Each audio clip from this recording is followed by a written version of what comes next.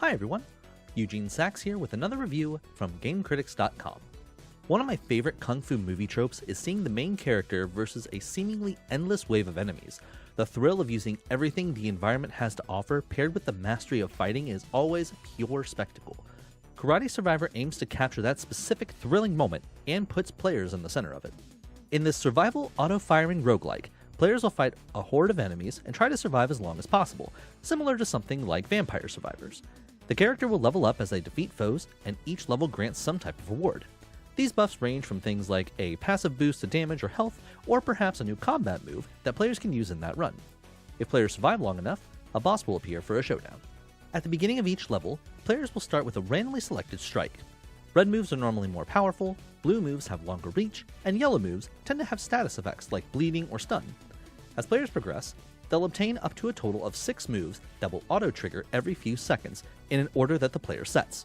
In an added bit of strategy, strikes of the same color arranged by the player to fire off in succession will have a combo effect and cause increased damage. Between each run, players can use currency they gain from defeating enemies to unlock general upgrades that persist from run to run, including things like faster movement speed, higher starting health, or greater strike reach. Overall, Karate Survivor is a fairly straightforward title. However, it took a significant amount of time before I reached the desired point of feeling like an action movie star. Mostly this is due to players having minimal options in each level at the start, and so much of what makes an action movie is movement in the fights, like sliding under barriers, rolling over tables, or kicking doors open. These movement options are here, but they are locked behind achievements. Some of these are fairly easy to obtain by doing things like defeating 25 enemies to unlock the ability to kick objects, but anything unlocked isn't available until after the current run. Another rough edge for me was that it can be a bit tricky to find the right position to hit enemies, since strikes don't always target directly in front of the player.